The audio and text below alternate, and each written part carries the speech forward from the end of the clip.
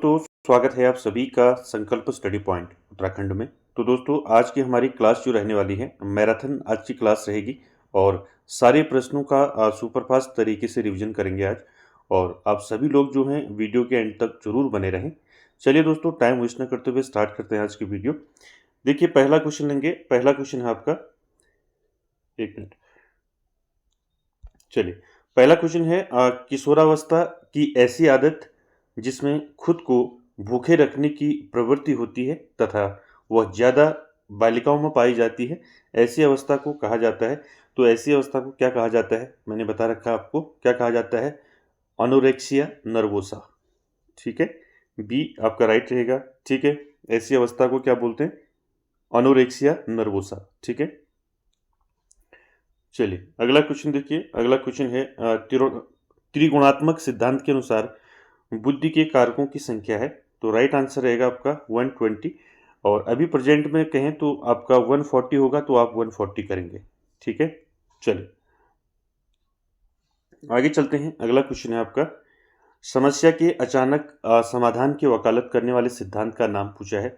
तो देखिए, समस्या के अचानक समाधान की वकालत करने वाले सिद्धांत का नाम है अंतर्दृष्टि का सिद्धांत। ठीक है, बी आपका राइट रहेगा। ठीक है, मैं जो है ऑप्शन आज सारे आपके ऑप्शन नहीं पढ़ूंगा इसमें। ठीक है, सीधे जो राइट है उसको सीधे राइट पढ़ेंगे, क्वेश्चन और आंसर। ठीक है, चलिए अगला क्वेश्चन है, एक विद्यार्थी एक परीक्षा के लिए पढ़ता है क्योंकि उसे उस पाठ्यक्रम की विषय वस्तु आनंददायी लगती है। यह उदाहरण किस चीज़ का है? देखिए, एक बच्चा जो है एक परीक्षा के लिए पढ़ता है क्योंकि उसे उस पाठ्यक्रम की विषय वस्तु कैसी लगती है? आनंददायी लगती है। तो ये उदाहरण किस चीज़ का है? ये उदाहरण है आपका आंतरिक अभिप्रेरणा का। ठीक है, यानी कि विद्यार्थी अंदर से क्या है? मोटिवेट है। ठीक है, चलिए अगला क्वेश्चन देखिए, भारतीय संविधान के किस भाग को उसकी आत्मा कहा जाता है? तो याद रखें, भारतीय संविधान के किस भाग को जो है उसकी आत्मा कहा जाता है?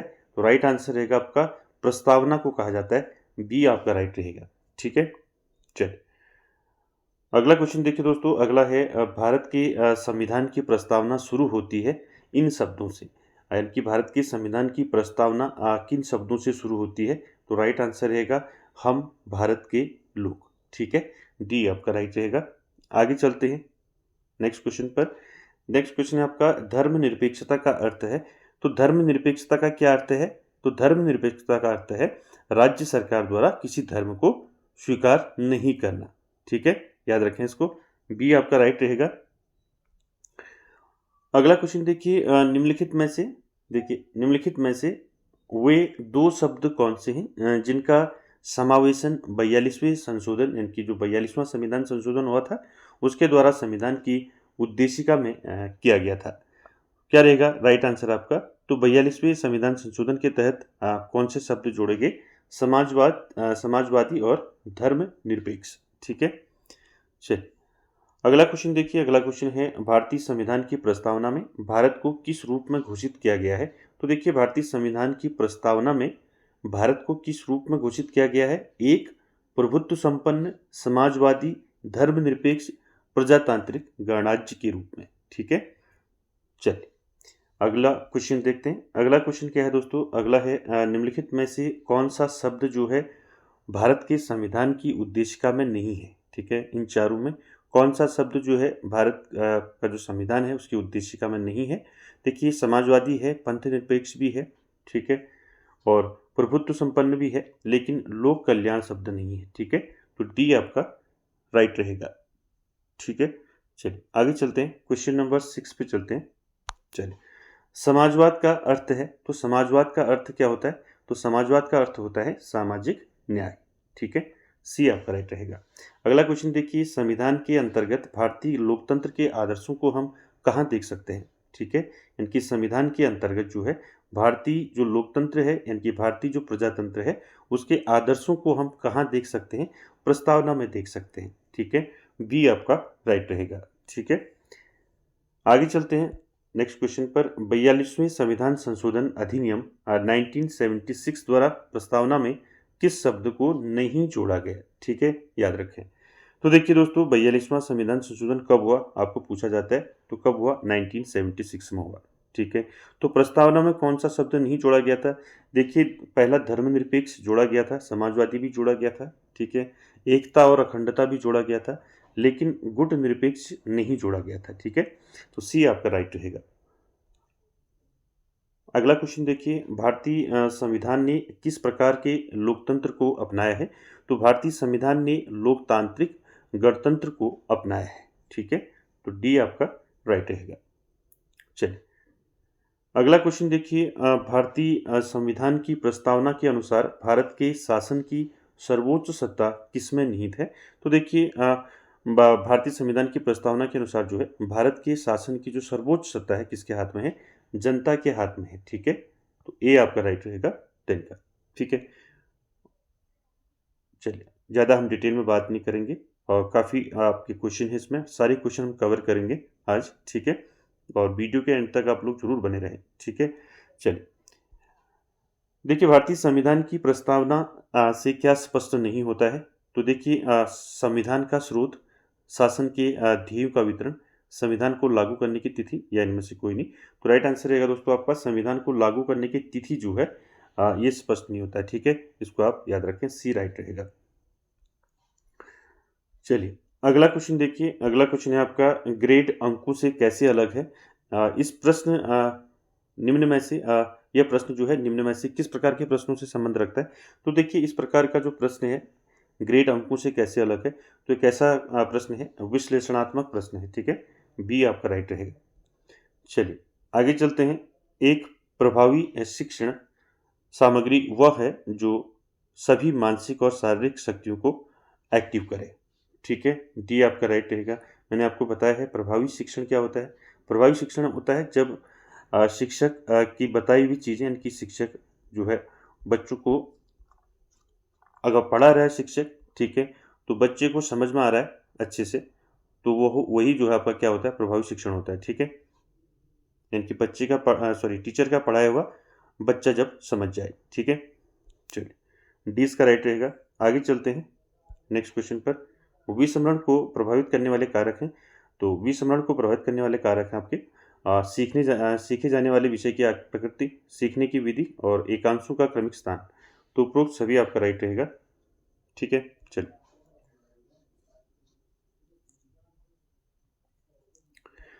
अगला क्वेश्चन देखिए, भारतीय संविधान की प्रस्तावना में देश का कौन सा नाम उल्लिखित है? तो देखिए, भारतीय संविधान की प्रस्तावना में जो है हमारे देश का नाम क्या है? भारत और इंडिया, ठीक है। चलिए, आगे चलते हैं अगले क्वेश्चन पर। भारतीय संविधान किसके द्वारा स्वीकृत है? तो भारतीय संविधान जो है भारत की जनता द्वारा स्वीकृत है, ठीक है। चलिए, आगे चलते हैं। भारतीय संविधान को संविधान सभा द्वारा अंगीकृत किया गया, ठीक है। याद रखें, इसमें कंफ्यूज ना हो, ठीक है। कब तैयार हुआ और कब अंगीकृत हुआ, इसमें कंफ्यूज होते हैं बहुत, ठीक है। देखिए, भारतीय संविधान को संविधान सभा ने अंगीकृत कब किया? 26 नवंबर 1949 को क्या किया? अंगीकृत किया, ठीक है। अगला क्वेश्चन देखिए, भारत का संविधान पूर्ण रूप से तैयार हुआ, कब तैयार हुआ? 26 नवंबर 1949। देखिए, दोनों क्वेश्चन आपको एक ही जैसे लग रहे होंगे, ठीक है। तो देखिए, चाहे आपका पूछे कि भारतीय संविधान को जो है संविधान सभा द्वारा कब अंगीकृत किया गया, तो 26 नवंबर 1949। और कब भारत का संविधान पूर्ण रूप से तैयार हुआ? 26 नवंबर 1949, ठीक है। याद रखें। देखिए, एक क्वेश्चन और आता है इसमें, किस तिथि को भारतीय संविधान लागू किया गया? तो लागू कब किया गया? 26 जनवरी 1950 को जो है 1950 को लागू किया गया भारत का संविधान, ठीक है। याद रखें इसको। अगला देखिए, अगला क्वेश्चन, संविधान की उद्देशिका प्रस्तावना का संशोधन कितनी बार किया गया है? तो एक बार हुआ है संशोधन, ठीक है, प्रस्तावना में, ठीक है। चलिए, अगला क्वेश्चन देखिए क्या है, दृश्य श्रव्य माध्यम क्या है का उदाहरण है। तो कौन सा है इसमें? आप सभी जानते हैं, चार्ट है नहीं, मॉडल है नहीं, रेडियो है नहीं, ठीक है। कौन सा है? टेलीविजन जो है आपका कैसा साधन है? आपका दृश्य श्रव्य माध्यम है, ठीक है। चलिए, अगला क्वेश्चन देखिए, परिपक्वता का एक उदाहरण है कि जब बालक सीखता है, ठीक है, जब बालक चलना सीखता है, ठीक है। चलिए, अगला क्वेश्चन देखिए, अगला क्वेश्चन है निम्न में कौन सा एक अधिगम का पहलू नहीं है? तो राइट आंसर रहेगा आपका संज्ञानात्मक है, क्रियात्मक भी है, भावात्मक भी है। तो कौन सा नहीं है? आध्यात्मिक नहीं है। ठीक है, तो हम थोड़ा तेज चल रहे हैं। ठीक है, चलिए ये रिवीजन क्लास है आपकी। ठीक है, फटाफट जो है हमने सारे क्वेश्चन जो है कंप्लीट करने हैं। ठीक है, चलिए। राम ने सीता की डेस्क से ली पेंसिल जो है वापस रख दी क्योंकि उसे पकड़े जाने पर सजा मिलने का डर था। यह कोहल वर्ग के किस स्तर को बताता है? तो पूर्व परंपरागत स्तर को बताता है। ठीक है, याद रखें। अगला क्वेश्चन है जब बालक सीखने के लिए तैयार होता है तब जल्दी व प्रभावशाली तरीके से सीखता है। यह सिद्धांत किसने प्रतिपादित किया? तो ये सिद्धांत थॉर्नडाइक के द्वारा प्रतिपादित किया गया। ठीक है, चलिए। अगला क्वेश्चन है एक शिक्षक को कक्षा में कार्य करना चाहिए। तो एक शिक्षक को जो है, एक टीचर को कक्षा में कैसे कार्य करना चाहिए? प्रजातांत्रिक भूमिका में कार्य करना चाहिए। ठीक है, ये क्वेश्चन कई बार पूछा गया है। ठीक है, एक शिक्षक को कक्षा में कार्य करना चाहिए प्रजातांत्रिक भूमिका में। ठीक है, चलिए।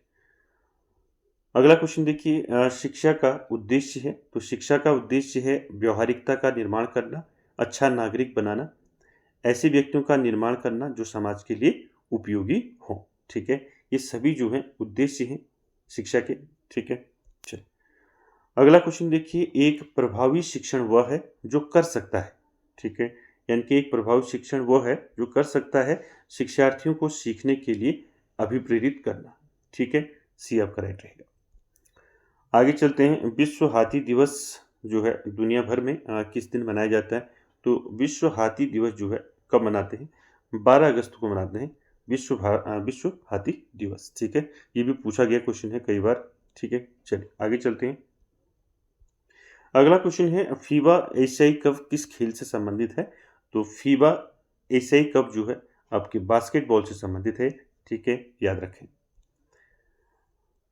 अगला क्वेश्चन है कक्षा में एक सैद्धांतिक विषय पढ़ाने के लिए शिक्षक को निम्न क्रम में पढ़ाना चाहिए। यानी कि तर्क से निरीक्षण के क्रम में जो है शिक्षक ने पढ़ाना चाहिए। कैसे विषय को? जो थियोरेटिकल विषय होते हैं, यानी कि जो सैद्धांतिक विषय होते हैं। ठीक है, चलिए आगे चलते हैं नेक्स्ट क्वेश्चन पर। छात्रों की उदासीनता को कम करने के लिए अध्यापक कर सकता है। तो बच्चे की जो उदासीनता है उसको शिक्षक कैसे कम कर सकता है? इसके कारणों को समझने की कोशिश करेगा और छात्र को जो है मोटिवेट करेगा। ठीक है, तो ए और बी दोनों आपका राइट रहेगा, सी। ठीक है, चलिए नेक्स्ट क्वेश्चन देखिए, सूक्ष्म शिक्षण जो है छात्र छात्राओं के लिए किस अवधि से में जो है सबसे प्रभावशाली होता है? देखिए माइक्रो टीचिंग की बात हो रही है। तो माइक्रो टीचिंग जो है छात्र छात्राओं के लिए किस अवधि में सबसे प्रभावशाली होता है? शिक्षण अभ्यास के दौरान जो है ये प्रभावशाली होता है, सबसे प्रभावशाली। ठीक है, चलिए अगला क्वेश्चन है दोस्तों, मूल्य आधारित शिक्षा छात्र को बनाती है। तो मूल्य आधारित शिक्षा जो है छात्र को क्या बनाती है? एक अच्छा नागरिक बनाती है। ठीक है, अगला क्वेश्चन देखिए, अगला क्वेश्चन है व्यक्तिगत विभिन्नताओं का क्षेत्र है। तो देखिए लिंग भेद, शारीरिक रचना, मानसिक योग्यताएं, ये सभी जो हैं आपके व्यक्तिगत विभिन्नताओं के क्षेत्र हैं। ठीक है, चलिए नेक्स्ट क्वेश्चन देखिए, नेक्स्ट क्वेश्चन है आपका विद्यार्थियों की अकादमिक निष्पादन को सुधारा जा सकता है यदि अभिभावकों को उत्साहित किया जाए। ठीक है, तो बच्चों का जो अकादमिक निष्पादन है उसको कैसे सुधारा जा सकता है? बच्चों के कार्य का निरीक्षण करने के लिए। ठीक है, कि बच्चों के कार्य का निरीक्षण करने के लिए अभिभावकों को जो है उत्साहित किया जाए। ठीक है,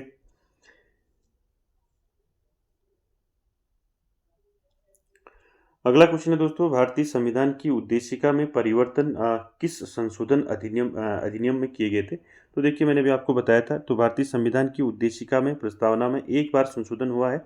कब हुआ है? 1976 में। ठीक है, अभी पीछे क्वेश्चन आया था आपका। ठीक है, तो भारतीय संविधान की उद्देशिका या प्रस्तावना में कितनी बार संशोधन हुआ है? एक बार संशोधन हुआ है, याद रखें 1976 में 42वां संविधान संशोधन के तहत। ठीक है, चलिए अगला क्वेश्चन देखते हैं। अगला क्वेश्चन है आपका प्रस्तावना का वह प्रावधान जो सभी वयस्क नागरिकों को मतदान का अधिकार प्रदान करता है।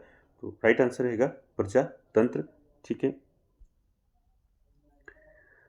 अगला क्वेश्चन है भारतीय संविधान में उद्देशिका की भाषा किस देश के संविधान से लिया गया है इसको? तो भारत के संविधान में जो है उद्देशिका की भाषा जो है किस देश के संविधान से लिया गया है? इसको ऑस्ट्रेलिया के संविधान से लिया गया है। डी आपका राइट रहेगा। ठीक है, चलिए अगला क्वेश्चन देखिए, भारतीय संविधान में उद्देशिका का विचार किस देश के संविधान से लिया गया? देखिए विचार कहाँ से लिया गया?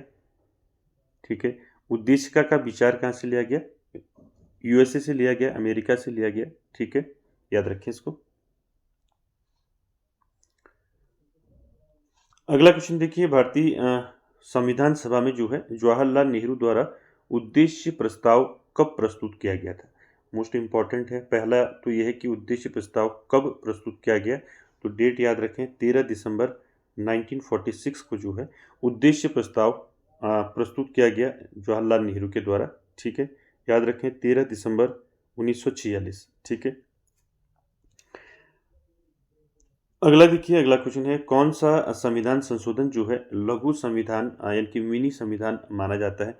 तो किस संशोधन को मानते हैं? तो अब याद रखें 42वां जो संविधान संशोधन है जो 1976 में हुआ, इसको जो है मिनी संविधान माना जाता है या लघु संविधान कहते हैं इसको। ठीक है, क्वेश्चन किसी भी तरीके से आ सकता है। मिनी संविधान किसे कहते हैं, लघु संविधान किसे कहते हैं, एक ही बात है। ठीक है, तो 42वां संविधान संशोधन जो है 1976 को कहते हैं। ठीक है, याद रखें इसको। चलिए अगला देखिए, भारत के संविधान की प्रस्तावना में कितने प्रकार की स्वतंत्रता का उल्लेख है? तो देखिए भारत के संविधान की प्रस्तावना में जो है 5 प्रकार की स्वतंत्रता का उल्लेख है। ठीक है, डी आपका राइट रहेगा। चलिए आगे चलते हैं। अगला क्वेश्चन है किसने प्रस्तावना को संविधान की आत्मा कहा है? तो याद रखें संविधान की आत्मा किसने कहा है प्रस्तावना को? मोस्ट इंपॉर्टेंट क्वेश्चन है। ठीक है, यानी कि प्रस्तावना को संविधान की आत्मा किसने कहा है? ठाकुर दास भार्गव। ठीक है, नाम याद रखें, ठाकुर दास भार्गव जो है इन्होंने प्रस्तावना को क्या कहा? संविधान की आत्मा कहा। ठीक है, अगला देखिए किसने प्रस्तावना को पहचान पत्र कहा है? ठीक है, याद रखें इसको, किसने प्रस्तावना को पहचान पत्र कहा है? तो प्रस्तावना को पहचान पत्र कहा है N.A. पालखीवाला। ठीक है, बी राइट रहेगा। नेक्स्ट देखिए किसने प्रस्तावना में संविधान की जन्म कुंडली कहा है? तो किसने प्रस्तावना को जो है संविधान की जन्म कुंडली कहा है? तो किसने कहा है? तो संविधान की जन्म कुंडली कहा है के.एम. मुंशी के द्वारा कहा गया है। ठीक है, सी राइट रहेगा। ठीक है, इन्होंने प्रस्तावना को क्या कहा है? संविधान की जन्म कुंडली। ठीक है, चलिए अगला देखिए अंग्रेजी भाषा का शब्द जो है, अंग्रेजी भाषा का जो पर्सनैलिटी शब्द है ये किस लैटिन शब्द से बना है? तो आप सभी जानते हैं पर्सोना से बना है। ठीक है, उसके बाद देखिए अगला क्वेश्चन, व्यक्तित्व के निर्माण की शुरुआत होती है। तो व्यक्तित्व के निर्माण की शुरुआत कहाँ से होती है? परिवार से होती है। ठीक है, चलिए अगला क्वेश्चन देखिए, टीएटी व्यक्तित्व परीक्षण किसने दिया है? याद रखें, तो टीएटी व्यक्तित्व परीक्षण दिया है मुरे व मॉर्गन के द्वारा। ठीक है, उसके बाद देखिए सीएटी व्यक्तित्व परीक्षण किसने दिया है? तो सीएटी व्यक्तित्व परीक्षण जो है लियोपोल्ड बेलक के द्वारा दिया गया है। ठीक है, लियोपोल्ड बेलक। ठीक है, याद रखें इसको, कि मैंने अच्छे से आप लोगों को बता रखा है टीएटी परीक्षण, सीएटी परीक्षण, आईबीटी परीक्षण। ठीक है, इनको याद रखें, यहाँ से क्वेश्चन बन सकता है। ठीक है, अगला क्वेश्चन देखिए, शाही धब्बा परीक्षण जो है इंक ब्लॉक टेस्ट किसने दिया है? तो सभी जानते हैं आप, हरमन रोसा के द्वारा दिया गया है। ठीक है, नेक्स्ट देखिए, वाक्य पूर्ति निरीक्षण किसने दिया है? तो वाक्य पूर्ति निरीक्षण किसने दिया है? पाइन व टेडलर ने। ठीक है, सी आपका राइट है।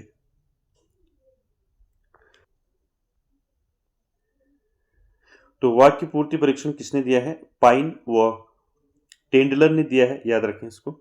आगे चलते हैं, प्रश्नावली विधि किसकी देन है? तो यहाँ पर आपका वुडवर्थ रहेगा, यहाँ पर कहीं पर आपका सुकरात भी मिलेगा आपको। ठीक है, तो यहाँ पर जो है प्रश्नावली विधि जो है ऑप्शन के अकॉर्डिंग करिए आप, वुडवर्थ हो तो वुडवर्थ और सुकरात हो तो सुकरात। ठीक है, चलिए अगला क्वेश्चन देखिए, यह कथन किसका है? कथन बताना है आपने, व्यक्तित्व समाज के मान्य व अमान्य गुणों का योग है, ये किसने कहा है? तो व्यक्तित्व की परिभाषा दी है कि व्यक्तित्व समाज के मान्य व अमान्य गुणों का योग है, ये कहा है आपका रेक्स रॉक के द्वारा। ठीक है, रेक्स रॉक ने कहा है। ठीक है, चल अगला क्वेश्चन है समाज मिति विधि किसने दी है? तो समाज मिति विधि ये पूछा जाता है कई बार, ठीक है, याद रखें इसको, ठीक है। समाज मिति विधि किसने दी है? J.L. मोरेनो के द्वारा दिया गया है, इसको याद रखें। समाज मिति विधि किसने दी है? J.L. मोरेनो, ठीक है। अगला क्वेश्चन देखिए, व्यक्तित्व व्यक्ति के सभी गुणों का समूह है, यह कथन किसका है? तो देखिए, व्यक्तित्व जो है व्यक्ति के सभी गुणों का समूह है, ये कहा गया है गिलफोर्ड के द्वारा, ठीक है। चलिए आगे चलते हैं अगले क्वेश्चन पर। अगला क्वेश्चन है, व्यक्तित्व जो है व्यक्ति की समस्त विशेषताओं का योग है, ये कथन किसने कहा है? तो याद रखें, व्यक्तित्व जो है व्यक्ति की समस्त विशेषताओं का योग है, ये कहा है वुडवर्थ ने, ठीक है। सी आप करेक्ट रहेगा। अगला देखिए, निरीक्षण विधि का अन्य नाम क्या है?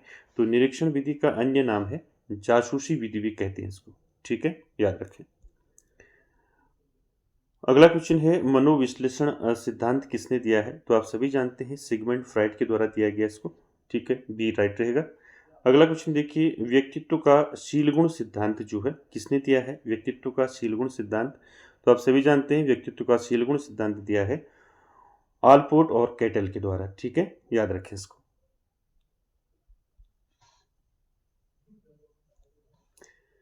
आगे चलते हैं अगले क्वेश्चन पर। अगला क्वेश्चन है दोस्तों, व्यक्तित्व का शरीर रचना का सिद्धांत किसने दिया है? तो व्यक्तित्व का शरीर रचना का सिद्धांत किसने दिया है? ये दिया है सेल्डन के द्वारा, ठीक है, याद रखें। व्यक्तित्व का शरीर रचना सिद्धांत किसने दिया? सेल्डन के द्वारा, ठीक है। अगला क्वेश्चन है, मार्क्स सिद्धांत किसने दिया? तो मार्क्स सिद्धांत दिया है मास्लो ने या मैस्लो ने, ठीक है, याद रखें।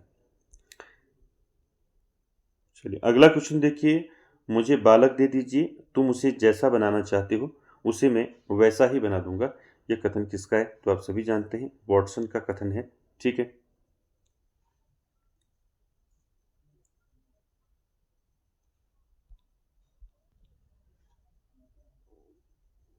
देखिए अगला क्वेश्चन क्या है, सेल्डन ने व्यक्तित्व के कितने प्रकार बताए हैं? तो सेल्डन ने व्यक्तित्व के 3 प्रकार बताए हैं, याद रखें। अगला क्वेश्चन देखिए, अंतर्मुखी, बहिर्मुखी तथा उभयमुखी व्यक्तित्व का वर्गीकरण जो है किसने किया है? मैंने आपको कई बार बता रखा है, युंग या जुंग, ठीक है, बी आपका राइट रहेगा। चलिए आगे चलते हैं, चिंतन के आधार पर व्यक्तित्व को थॉर्नडाइक ने कितने भागों में बांटा है? तो देखिए, चिंतन के आधार पर व्यक्तित्व का वर्गीकरण किया है थॉर्नडाइक के द्वारा, कितने भागों में बांटा है? 3 भागों में बांटा है, ठीक है।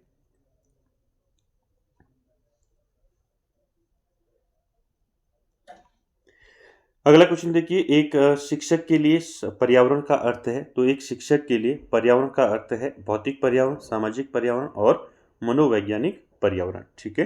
तो आपका डी राइट रहेगा इसका। चलिए आगे चलते हैं नेक्स्ट क्वेश्चन पर। नेक्स्ट क्वेश्चन आपका, पर्यावरण शिक्षा का लक्ष्य है। तो देखिए, पर्यावरण शिक्षा का लक्ष्य क्या है? पर्यावरणीय अनुकूल व्यवहार शिक्षण, ठीक है, पर्यावरणीय अनुकूल व्यवहार का शिक्षण, ठीक है। उसके बाद देखिए, पर्यावरण शिक्षा है, कैसी शिक्षा है? औपचारिक, अनौपचारिक, निरौपचारिक या फिर औपचारिक व निरौपचारिक? तो देखिए, पर्यावरण शिक्षा जो है आपकी औपचारिक और निरौपचारिक है, ठीक है, याद रखें, डी राइट रहेगा। चलिए आगे चलते हैं अगले क्वेश्चन पर। अगला क्वेश्चन है, पर्यावरण शिक्षा आवश्यक है। तो पर्यावरण शिक्षा जो है सभी स्तर की शिक्षा हेतु आवश्यक है, ठीक है, चाहे वो प्राथमिक हो, माध्यमिक हो या फिर उच्च या कि उच्च स्तर हो, ठीक है, सभी स्तरों के लिए जो है पर्यावरण की शिक्षा जो है आवश्यक है, ठीक है। चलिए अगला क्वेश्चन देखिए, प्राथमिक कक्षाओं में पर्यावरण अध्ययन के लिए निम्नलिखित सभी सामान्य उपागमों का अनुपालन किया जाना चाहिए, केवल इसे छोड़कर। किसे छोड़कर? अमूर्त से मूर्त को छोड़कर बाकी तीनों जो हैं उपागमों का अनुपालन किया जाना चाहिए। मूर्त से अमूर्त, सरल से कठिन और स्थानीय से वैश्विक, ठीक है। चलिए अगला क्वेश्चन देखिए, ये क्वेश्चन भी कई बार पूछा गया है आपका, ग्रीन मफलर जो है संबंधित है। तो ग्रीन मफलर किससे संबंधित है? ये ध्वनि प्रदूषण से संबंधित है, ठीक है, याद रखें।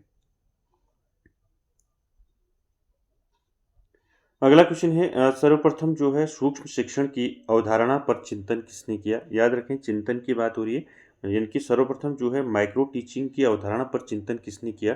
तो आंसर रहेगा आपका कीथ एचिसन, ठीक है, याद रखें, मोस्ट इंपॉर्टेंट है, ठीक है। उसके बाद देखिए, सूक्ष्म शिक्षण का प्रारंभ कब हुआ? तो याद रखें, मैंने आपको कई बार बता दिया है, 1963 में जो है 1963 में सूक्ष्म शिक्षण का प्रारंभ हुआ, यानी कि माइक्रो टीचिंग का प्रारंभ हुआ। ठीक है,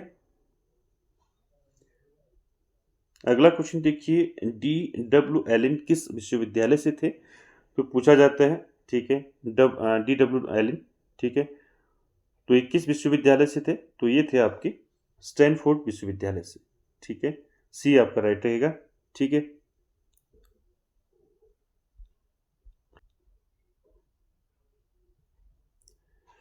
अगला क्वेश्चन देखिए, भारत में सूक्ष्म शिक्षण को जो है किसने इंट्रोड्यूस किया? तो राइट आंसर रहेगा आपको, भारत में जो है माइक्रो टीचिंग को किसने इंट्रोड्यूस किया? डी तिवारी ने। ठीक है, डी आपका राइट रहेगा। अगला देखिए, भारत में डी तिवारी ने सूक्ष्म शिक्षण को जो है माइक्रो टीचिंग को कब इंट्रोड्यूस किया? तो राइट आंसर रहेगा आपका 1967। ठीक है, सी आपका राइट रहेगा। ठीक है, चलिए अगला है, एनसीईआरटी के अनुसार जो सूक्ष्म शिक्षण चक्र होता है उसकी अवधि पूछा है, यानी कि सूक्ष्म शिक्षण चक्र की अवधि कितनी होती है? तो आप जानते हैं 36 मिनट होता है। ठीक है, उसके बाद देखिए, एनसीईआरटी के अनुसार जो है शिक्षण कौशलों की संख्या, ठीक है, यानी कि टीचिंग स्किल्स जो है उनकी संख्या कितनी है? एनसीईआरटी के अनुसार 19 है। ठीक है, ये आपका राइट रहेगा।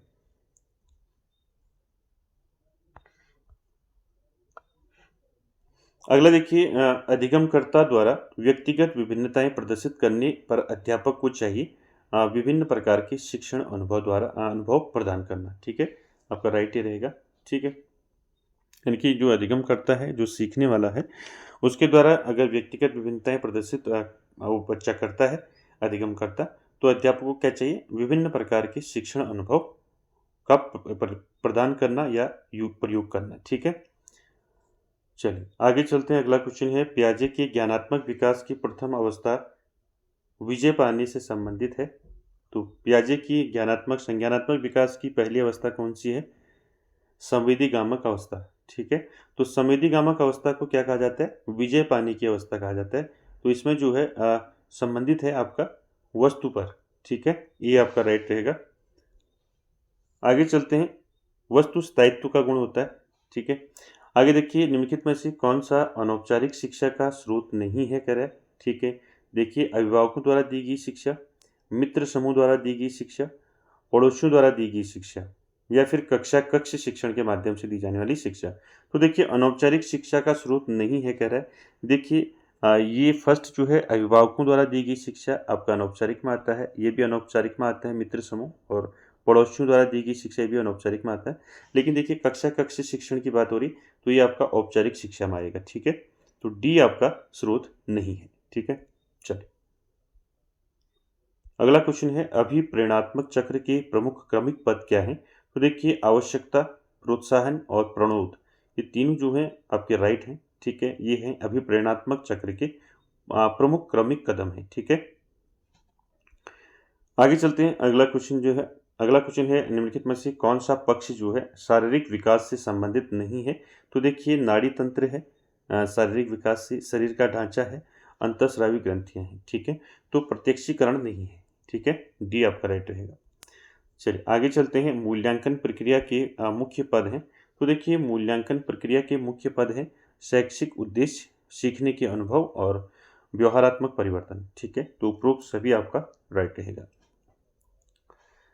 आगे देखिए, शारीरिक विकास किस स्तर पर तेजी से होता है? तो शारीरिक विकास जो है किस स्तर पर तेजी से होता है? शैशवावस्था में जो है सबसे तेजी से होता है शारीरिक विकास। ठीक है, चलिए आगे चलते हैं। पढ़ाई में पिछड़े हुए कुछ बालकों के प्रति आपका दृष्टिकोण कैसा होगा? देखिए, कुछ बच्चे जो हैं पढ़ाई में क्या हैं? पिछड़े हुए हैं, तो आप क्या करेंगे? आपका जो है दृष्टिकोण कैसा होगा? कठोर हो नहीं सकता, ठीक है, उदार भी नहीं होगा, स्नेहपूर्ण भी नहीं होगा, तो क्या होगा? सहानुभूतिपूर्ण। ठीक है, बी आपका राइट रहेगा। ठीक है, चलिए अगला क्वेश्चन है, निम्नलिखित में कौन सा एक विशिष्ट उपलब्धि परीक्षण नहीं है? तो देखिए, सादृश्य परीक्षण जो है आपका विशिष्ट उपलब्धि परीक्षण नहीं है, बाकी तीनों है निदानात्मक, कौशल और भाषा। ठीक है, अगला क्वेश्चन देखिए, क्रिया प्रसूत अनुबंधन का दूसरा नाम क्या है? तो देखिए, क्रिया प्रसूत अनुबंधन का सिद्धांत, ठीक है, इसका दूसरा नाम क्या है? नैमित्तिक अनुबंधन का सिद्धांत भी कहते हैं इसको। ठीक है, चलिए अच्छे से बता रखा है मैंने आपको क्रिया प्रसूत अनुबंधन का सिद्धांत। ठीक है, चलिए अगला देखिए, निम्न में कौन से अधिगम की एक विशेषता नहीं है। देखिए अधिगम की विशेषता पूछी गई है। ठीक है, यानी कि अधिगम यानी कि आपका सीखना। ठीक है, लर्निंग। तो लर्निंग की एक विशेषता नहीं है पूछा है। देखिए अधिगम एक लक्ष्योन्मुख प्रक्रिया है, सही है। अधिगम प्राणी की अभिवृद्धि है, ये भी ठीक है। अधिगम जो है व्यवहार में अपेक्षाकृत स्थायी परिवर्तन है, बिल्कुल सही है। तो देखिए अधिगम का अवलोकन प्रत्यक्ष रूप से किया जा सकता है, ये आपका विशेषता में नहीं आता है। ठीक है, क्लियर है। आगे चलते हैं। अगला क्वेश्चन है, सीखने के वक्र अभ्यास द्वारा सीखने की मात्रा, गति और प्रगति की सीमा को ग्राफ पर प्रदर्शित करते हैं। यह किसने कहा है? ठीक है, यानी कि सीखने की वक्र अभ्यास द्वारा जो है सीखने की मात्रा, गति और प्रगति की सीमा को जो है ग्राफ में प्रदर्शित करते हैं। ये किसने कहा है? तो याद रखें इसको, एबिंगहॉस के द्वारा कहा गया है इसको। सी राइट रहेगा इसका। ठीक है, चलिए अगला क्वेश्चन है, निम्नलिखित में से अभी अधिगम में योगदान देने वाले मनोवैज्ञानिक कारकों में कौन सा शामिल नहीं है। तो देखिए अधिगम में योगदान देने वाले मनोवैज्ञानिक कारकों में कौन सा शामिल नहीं है। देखिए अधिगम की इच्छा शामिल है, प्रेरणा शामिल है, रुचि शामिल है, तो विषय वस्तु का स्वरूप शामिल नहीं है। ठीक है, चलिए आगे चलते हैं। अगला क्वेश्चन देखिए, निम्न में से सामाजिक मूल्य कौन सा है। तो सामाजिक मूल्य है आपका सहायता परक व्यवहार। ठीक है, ये क्या है? सामाजिक मूल्य है। ठीक है, प्राथमिक लक्ष्य नहीं है, मूल प्रवृत्ति नहीं है, और आक्रामकता की आवश्यकता ये भी नहीं है। ठीक है, चलिए अगला क्वेश्चन देखिए। अगला क्वेश्चन है, रॉस के अनुसार विकास की कौन सी अवस्था को मिथ्या परिपक्वता काल कहा जाता है। मोस्ट इंपॉर्टेंट क्वेश्चन है। मिथ्या परिपक्वता काल जो है किस अवस्था को कहा जाता है विकास के, और ये आपने बताना है रॉस के अनुसार। तो रॉस के अनुसार विकास की कौन सी अवस्था है जिसको मिथ्या परिपक्वता काल कहा जाता है। तो याद रखें, बाल्यावस्था को कहा जाता है मिथ्या परिपक्वता काल। ठीक है, याद रखें। अगला क्वेश्चन देखिए, निम्नलिखित में से कौन सा सृजनात्मकता का तत्व नहीं है। तो लचीलापन है, मौलिकता है, धारा प्रवाहिता है, आपका स्मृतिकरण नहीं है। ठीक है, सी आपका राइट रहेगा। चलिए आगे चलिए। अगला क्वेश्चन देखिए, कुछ मामलों में बच्चे अपने माता पिता की तुलना में कुछ कम मानसिक योग्यता दिखाते हैं। ठीक उल्टा दृश्य भी दिखाई पड़ता है। वंशानुक्रम का यह नियम क्या कहलाता है।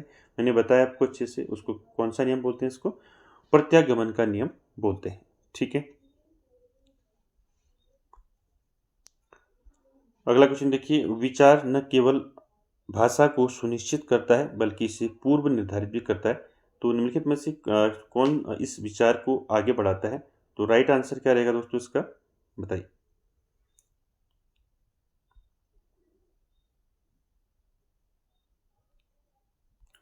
तो राइट आंसर क्या रहेगा? राइट आंसर रहेगा जीन पियाजे। ठीक है, चलिए आगे चलते हैं। अगला क्वेश्चन देखिए, डब्ल्यू एलन के अनुसार शिक्षण कौशलों की संख्या है। तो देखिए डब्ल्यू एलन के अनुसार जो है जो टीचिंग स्किल्स हैं इनकी संख्या कितनी है? 14 है। ठीक है, 14 किसके अनुसार है? आपका डब्ल्यू एलन के अनुसार। ठीक है, एनसीईआरटी के अनुसार कितने हैं? एनसीईआरटी के अनुसार है आपके 19। ठीक है, याद रखें इसको, एनसीईआरटी। ठीक है, एनसीईआरटी के अकॉर्डिंग कितने हैं? 19 है, और डब्ल्यू एलन के अनुसार कितने हैं? 14 है। ठीक है,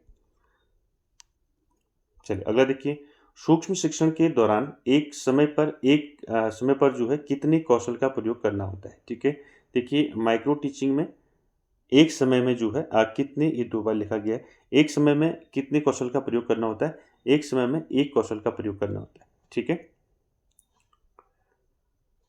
अगला क्वेश्चन देखिए, सूक्ष्म शिक्षण चक्र में पुनः पाठ योजना के लिए कितना समय मिलता है। तो 12 मिनट मिलते हैं पुनः पाठ योजना के लिए। ठीक है, अगला देखिए, सूक्ष्म शिक्षण चक्र में शिक्षण के लिए कितना समय मिलता है। तो 6 मिनट का समय मिलता है शिक्षण के लिए। ठीक है, चलिए आगे चलते हैं। सूक्ष्म शिक्षण का विकास किसके द्वारा किया गया था।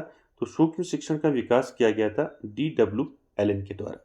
ठीक है, उसके बाद देखिए एनसीईआरटी के अनुसार सूक्ष्म शिक्षण प्रक्रिया में छात्रों की संख्या कितनी होनी चाहिए। देखिए इसको याद रखें आप, माइक्रो टीचिंग की बात हो रही है। तो एनसीईआरटी के अनुसार क्या है, जो माइक्रो टीचिंग है, माइक्रो टीचिंग प्रक्रिया में जो है छात्रों की संख्या कितनी होनी चाहिए? 5 से 10 तक छात्रों की संख्या होनी चाहिए। ये किसने कहा है? एनसीईआरटी ने कहा है। ठीक है।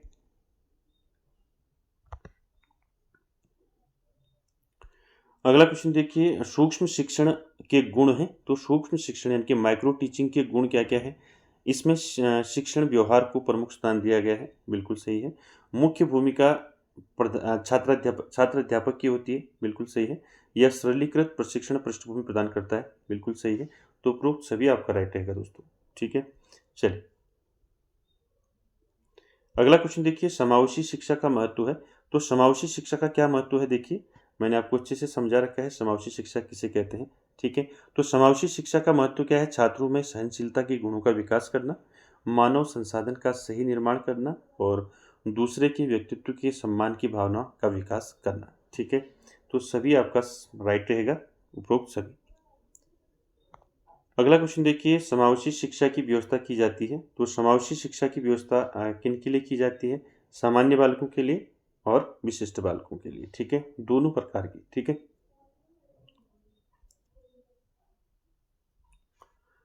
चलिए आगे चलते हैं।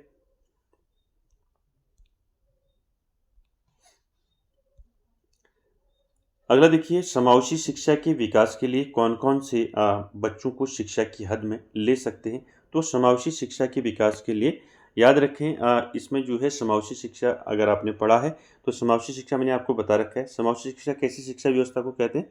यानी कि एक छत के नीचे जो है सभी को एक साथ शिक्षा देना क्या कहलाता है? समावेशी शिक्षा कहलाता है। इसको ऐसे याद रखें आप। ठीक है, तो देखिए, कार्यशील बच्चे हों या सड़कों पर पाए जाने वाले बच्चे हों या प्रवासी श्रमिकों के बच्चे हों, तो सभी के लिए है। ठीक है, उपरोक्त सभी आपका राइट रहेगा।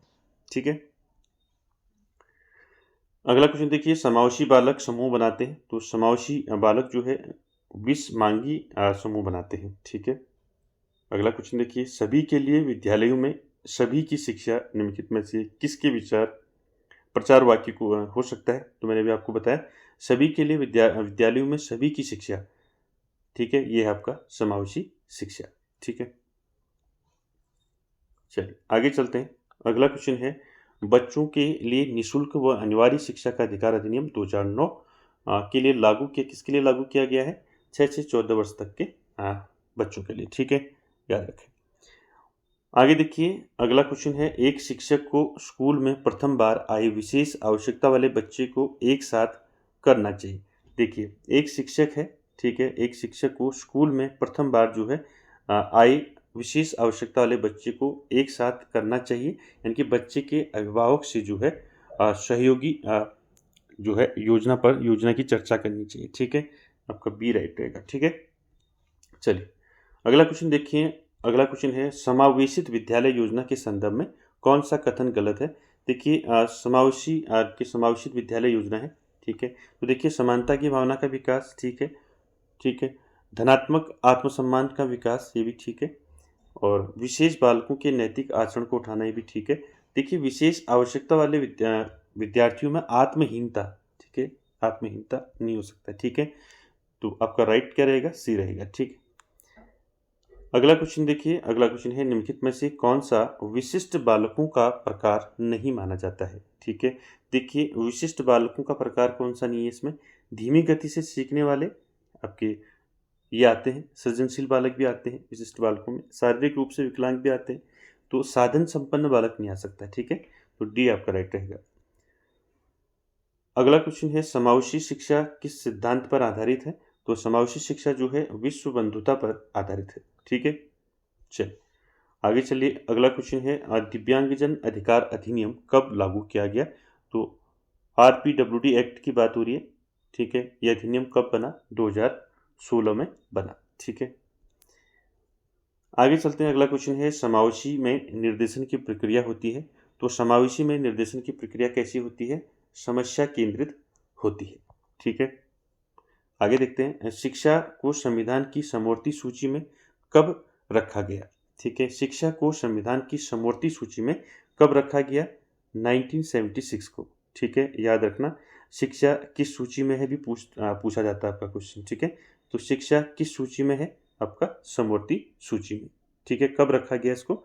1976 में। 42वें संविधान संशोधन के तहत। ठीक है, याद रखें इसको, इम्पोर्टेंट है। चलिए आगे चलते हैं। संविधान की धारा 45 का संबंध जो है किससे है? तो देखिए संविधान की धारा जो है 45 जो है किससे संबंधित है? ये है अनिवार्य निःशुल्क सार्वभौमिक शिक्षा से। ठीक है, सी आपका राइट रहेगा। उसके बाद देखिए शिक्षा का अधिकार अधिनियम संविधान की किस संशोधन द्वारा पारित किया गया? तो देखिए शिक्षा के अधिकार अधिनियम को 86वें संविधान संशोधन के तहत जो है इसको क्या किया गया? पारित किया गया। आगे चलते हैं। समावेशी शिक्षा का विषय क्षेत्र नहीं है। तो देखिए समावेशी शिक्षा का विषय क्षेत्र नहीं है। तो देखिए आदिवासी बच्चे भी हैं, घुमंतु बच्चे भी आते हैं, ठीक है, और गंभीर बीमारी से पीड़ित बच्चे भी आते हैं। तो आपका केवल कामकाजी महिलाओं के बच्चे, ये आपका नहीं आएगा, ये क्षेत्र नहीं है समावेशी शिक्षा का। ठीक है, आदिवासी बच्चे हो सकते हैं, घुमंतु बच्चे हो सकते हैं, गंभीर बीमारी से पीड़ित बच्चे हो सकते हैं, लेकिन केवल कामकाजी महिलाओं के बच्चे, ये आपका नहीं रहेगा क्षेत्र। ठीक है, चलिए आगे चलते हैं। अगला क्वेश्चन है बालकों के अपराध की ओर अग्रसर होने का क्या कारण है? तो देखिए बालकों की अपराध की ओर अग्रसर होने का कारण है दूषित वातावरण।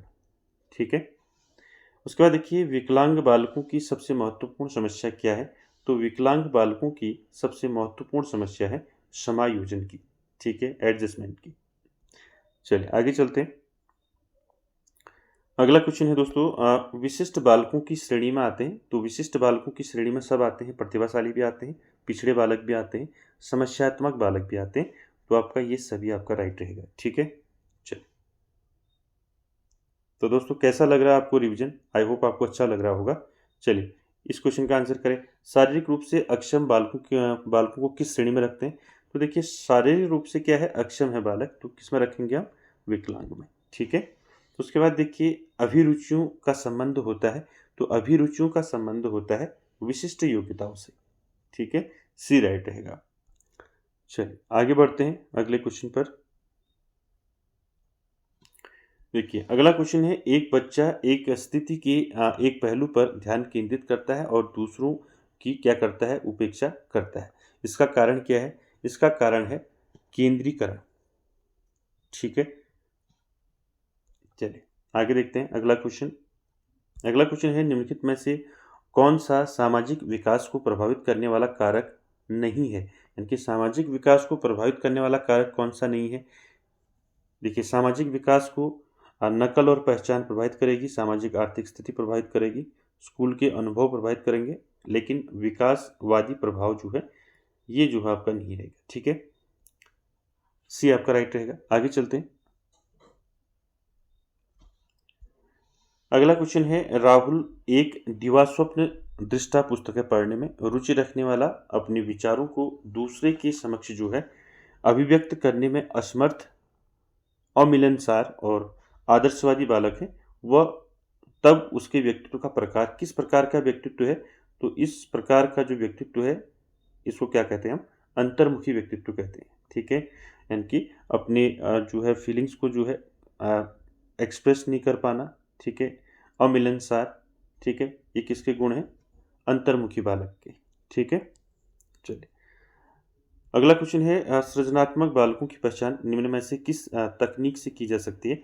तो देखिए सृजनात्मक बालकों की पहचान जो है हम बुद्धि लब्धि परीक्षण के द्वारा करते हैं। ठीक है, चलिए अगला क्वेश्चन देखिए। अगला क्वेश्चन है योग्य छात्र ही योग्य अध्यापक होगा, इस युक्ति का जो है क्या अभिप्राय है? ठीक है, देखिए योग्य छात्र ही योग्य अध्यापक होगा, इस युक्ति का क्या अभिप्राय है? इसका अभिप्राय है जो व्यक्ति सदैव अध्ययनशील रहेगा वह अच्छा अध्यापक बन पाएगा। ठीक है, चलिए आगे चलते हैं। इकाई विधि के प्रतिपादक हैं। तो इकाई विधि के प्रतिपादक कौन है? याद रखें इकाई विधि के प्रतिपादक हैं H.C. मॉरिसन। ठीक है, नाम याद रखें, H.C. मॉरिसन जो है इकाई विधि के प्रतिपादक हैं। ठीक है, अगला क्वेश्चन देखिए शिक्षण मशीन का निर्माण किया गया था। तो शिक्षण मशीन का निर्माण किया गया था किसके द्वारा? S.L. प्रेसी के द्वारा। ठीक है, सी आपका राइट रहेगा। अगला क्वेश्चन देखिए निम्न में से कौन एक शिक्षण की युक्ति नहीं है? तो देखिए विवरण है, व्याख्या है, वर्णन है, लेकिन संग्रहण नहीं है। ठीक है, तो डी आपका राइट रहेगा। चलिए आगे चलते हैं। अगला क्वेश्चन है आपका निम्न में से कौन एक राष्ट्रीय ज्ञान आयोग की रिपोर्ट की विषय वस्तु की सूची में सम्मिलित नहीं किया गया है? ठीक है, याद रखें, निम्न में से कौन कौन एक जो है राष्ट्रीय ज्ञान आयोग की रिपोर्ट की विषय वस्तु की जो सूची है उसमें सम्मिलित नहीं किया गया है? देखिए, विद्यालय शिक्षा को सम्मिलित किया गया है, मुक्त एवं दुरुस्त शिक्षा को सम्मिलित किया गया है और व्यावसायिक शिक्षा को सम्मिलित किया गया है। तो किसको सम्मिलित नहीं किया गया है? अध्यापक शिक्षा को सम्मिलित नहीं किया गया है। ठीक है, बी आपका राइट रहेगा। चलिए आगे चलते हैं। कौन सा मूल्यांकन, देखिए कौन सा मूल्यांकन रूप जो है ग्रेडिंग का आधार प्रदान करता है? तो कौन सा मूल्यांकन रूप होता है जो ग्रेडिंग का आधार प्रदान करता है? तो होता है आपका योग दे मूल्यांकन। ठीक है, बी आपका राइट रहेगा। अगला क्वेश्चन देखिए, संप्रेषण प्रणाली मुख्यतः संबंधित है, तो शिक्षा में प्रक्रिया से संबंधित है। ठीक है, चलिए आगे चलते हैं।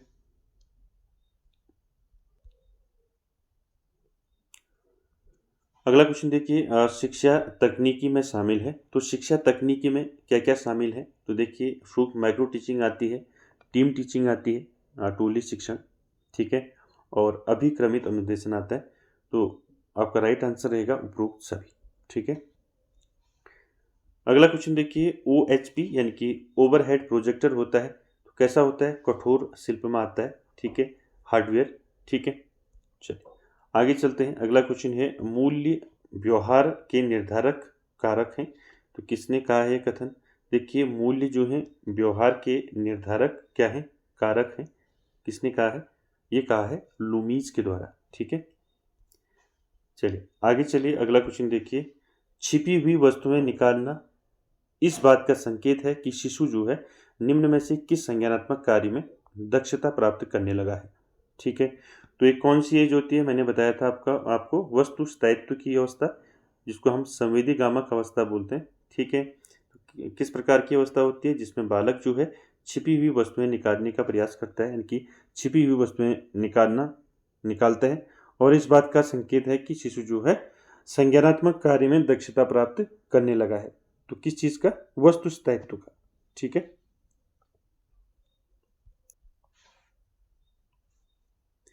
चलिए आगे चलते हैं।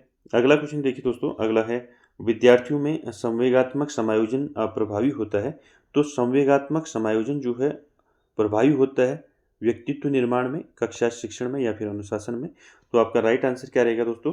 देखिए, जो संवेगात्मक समायोजन है वो आपका व्यक्तित्व निर्माण में प्रभावी होता है और कक्षा शिक्षण में प्रभावी होता है और अनुशासन में प्रभावी होता है। ठीक है, तो उपरोक्त सभी आपका राइट रहेगा।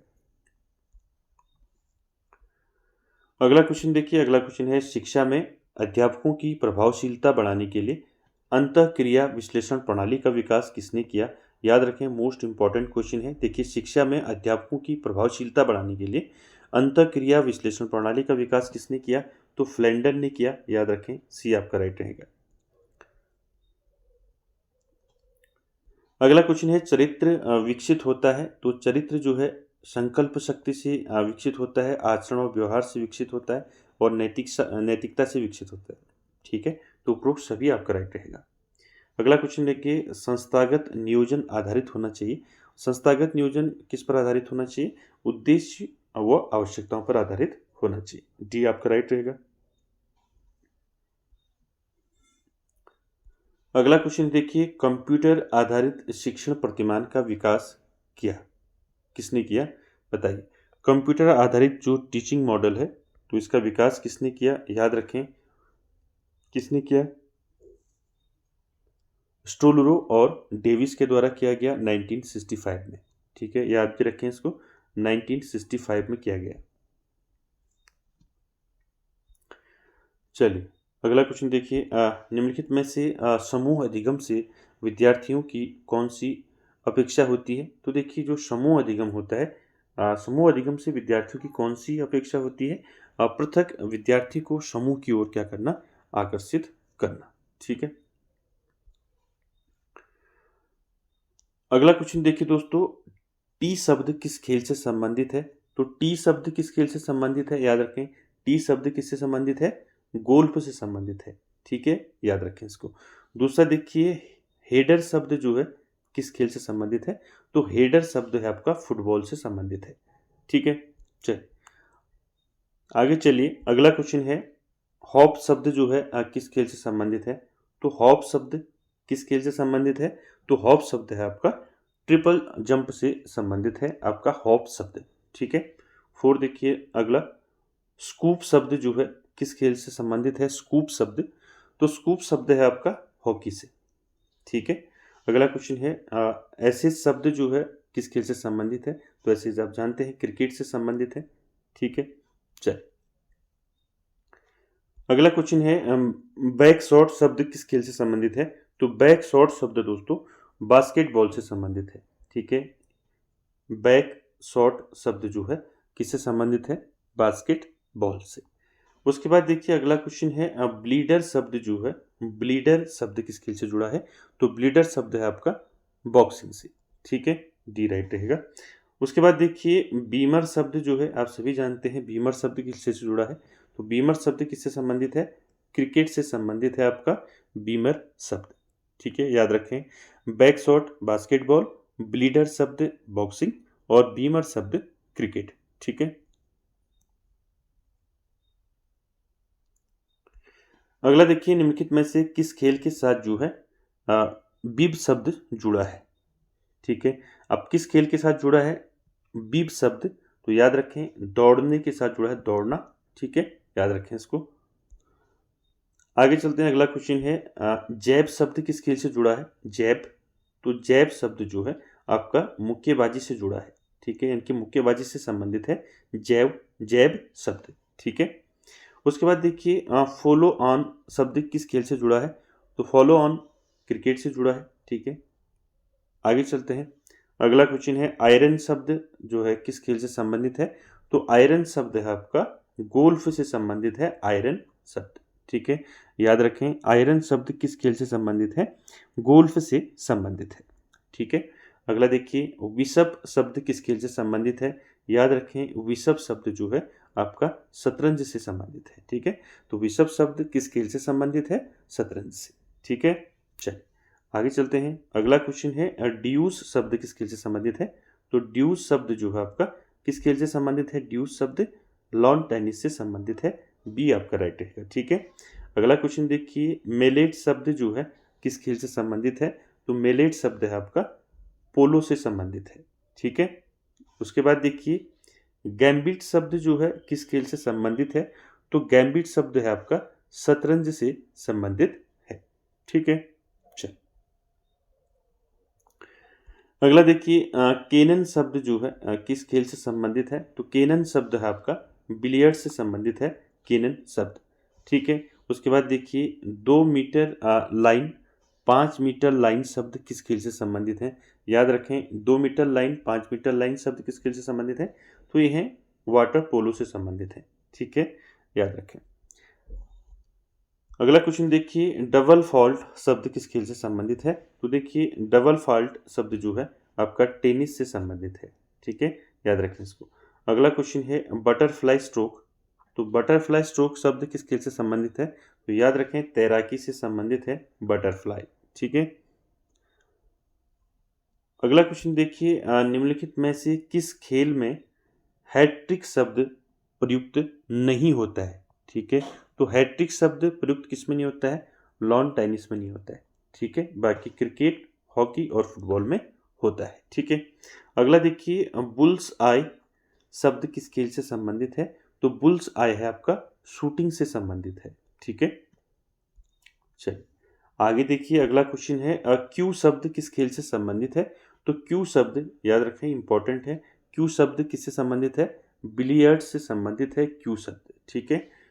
अगला देखिए जिग्गर शब्द जो है, जिग्गर शब्द किस खेल से संबंधित है? ये है आपका शतरंज से संबंधित है जिग्गर शब्द। ठीक है, आगे चलते हैं अगले क्वेश्चन पर। अगला क्वेश्चन है लव शब्द जो है किस खेल से संबंधित है? तो टेनिस से संबंधित है। ठीक है, लव शब्द। ठीक है। उसके बाद देखिए निम्नलिखित में से किसको क्रिकेट में चाइना मैन कहते हैं? तो बताइए क्रिकेट में चाइना मैन किसे कहते हैं?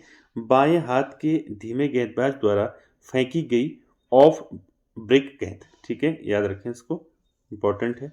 ठीक है, तो क्रिकेट में चाइना मैन कहते हैं बाएं हाथ के धीमे गेंदबाज द्वारा फेंकी गई ऑफ ब्रेक गेंद। ठीक है, चलिए अगला क्वेश्चन है बोनस लाइन किस खेल से संबंधित है? तो बोनस लाइन जो है किस खेल से संबंधित है? कबड्डी से संबंधित है आपका बोनस लाइन। ठीक है। अगला क्वेश्चन देखिए, लिब्रो शब्द जो है किस खेल से संबंधित है? तो लिब्रो शब्द आपका वॉलीबॉल से संबंधित है। ठीक है। अगला क्वेश्चन है बुली शब्द। तो बुली शब्द किस खेल से संबंधित है? तो बुली शब्द है आपका हॉकी से संबंधित है बुली शब्द। ठीक है। चलिए, उसके बाद देखिए फुल बैक शब्द किस खेल से संबंधित है? तो फुल बैक शब्द है आपका फुटबॉल से संबंधित है फुल बैक शब्द। ठीक है। उसके बाद देखिए बैक पास शब्द जो है किस खेल से संबंधित है? बैक पास जो है आपका फुटबॉल से संबंधित है बैक पास शब्द। ठीक है। चलिए आगे चलते हैं। अगला क्वेश्चन है आपका नेट फॉल्ट शब्द किस खेल से संबंधित है? तो नेट फॉल्ट शब्द है आपका वॉलीबॉल से। ठीक है। उसके बाद देखिए सर्विस शब्द जो है किस खेल से संबंधित है? तो सर्विस शब्द है आपका टेबल टेनिस से संबंधित है। ठीक है। उसके बाद देखिए लॉन्ग सर्विस शब्द किस खेल से संबंधित है?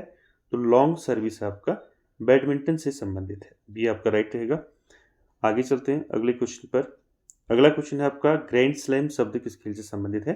तो ग्रैंड स्लैम शब्द जो है आपका लॉन टेनिस से संबंधित है। ठीक है। चलिए आगे चलते हैं। अगला क्वेश्चन है डॉग फाल शब्द जो है किस खेल से संबंधित है? तो डॉग फाल शब्द जो है आपका कुश्ती से संबंधित है। ठीक है। उसके बाद देखिए डेडलॉक शब्द जो है, डेडलॉक शब्द किस खेल से संबंधित है? तो डेडलॉक शब्द है आपका कुश्ती से। ठीक है।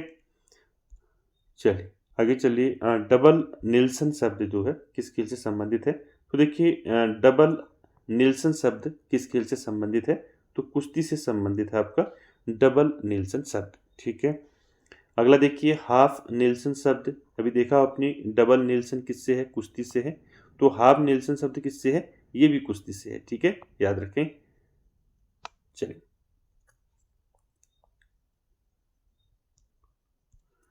अगला क्वेश्चन देखिए आपका डेड बॉल शब्द किस खेल से संबंधित है? तो डेड बॉल शब्द है आपका बास्केट बॉल से। ठीक है।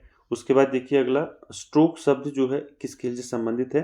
तो स्ट्रोक शब्द है आपका गोल्फ से संबंधित है। ठीक है। चलिए अगला क्वेश्चन देखिए बोगी शब्द किस खेल से संबंधित है? तो बोगी शब्द जो है दोस्तों, बोगी शब्द है आपका गोल्फ से संबंधित। ठीक है। अगला देखिए बंकर शब्द किस खेल से संबंधित है? तो बंकर शब्द जो है ये पोलो से संबंधित है। ठीक है। आगे चलते हैं। अगला है स्क्वीज प्ले जो है किस खेल से संबंधित है? स्क्वीज प्ले ये है आपका बेसबॉल से संबंधित है। ठीक है। चलिए अगला क्वेश्चन है आपका बोल्टिंग शब्द। ठीक है। तो बोल्टिंग शब्द किस खेल से संबंधित है? ये है राइफल शूटिंग से। याद रखें इसको। बोल्टिंग शब्द किस खेल से संबंधित है? Rifle shooting. ठीक है। अगला देखिए हैजर्ड शब्द जो है किस खेल से संबंधित है? तो हैजर्ड शब्द है आपका राइफल शूटिंग से। ठीक है। अगला क्वेश्चन है मार्च लाइन शब्द जो है किस खेल से संबंधित है? तो मार्च लाइन शब्द है आपका कबड्डी से संबंधित है। ठीक है। उसके बाद देखिए जैब शब्द जो है किस खेल से संबंधित है? जैब, तो जैब शब्द है आपका मुक्केबाजी से। ठीक है। अगला क्वेश्चन है आपका ट्विडल शब्द जो है किस खेल से संबंधित है? तो याद रखें ट्विडल शब्द जो है किससे संबंधित है? बताइए। ये है आपका गोल्फ से। ठीक है। चलिए अगला क्वेश्चन देखिए चाइना मैन शब्द किस खेल से संबंधित है? तो चाइना मैन शब्द जो है क्रिकेट से संबंधित है। ठीक है। चलिए अगला क्वेश्चन कीजिए निम्नलिखित में से प्राचीन काल में शिक्षा का केंद्र था। तो प्राचीन काल में शिक्षा का केंद्र जो था कौन था? तक्षशिला था और नालंदा। ठीक है। तो दोनों आपके राइट रहेंगे। अगला क्वेश्चन देखिए किस रियासत के द्वारा सर्वप्रथम अनिवार्य प्राथमिक शिक्षा को अपनाया गया? कौन सी रियासत थी जिसके द्वारा सर्वप्रथम जो है अनिवार्य प्राथमिक शिक्षा को अपनाया गया था? तो था आपका बड़ौदा रियासत। ठीक है। अगला क्वेश्चन देखिए दोस्तों, अगला क्वेश्चन है विश्वविद्यालय अनुदान आयोग की स्थापना किसकी अनुशंसा पर हुई थी? तो आप सभी जानते हैं डॉक्टर सर्वपल्ली राधाकृष्णन आयोग के द्वारा की सिफारिश पर हुई थी। ठीक है, याद रखें इसको। ठीक है। तो विश्वविद्यालय अनुदान आयोग यानी कि यूजीसी की स्थापना किसकी अनुशंसा पर हुई थी? डॉक्टर सर्वपल्ली राधाकृष्णन आयोग की अनुशंसा पर। ठीक है। चलिए अगला क्वेश्चन है दोस्तों, शिक्षा को समवर्ती सूची में रखने का सुझाव किस आयोग ने दिया था? तो याद रखें, शिक्षा को समवर्ती सूची में रखने का सुझाव दिया था राधाकृष्णन आयोग के द्वारा। ठीक है।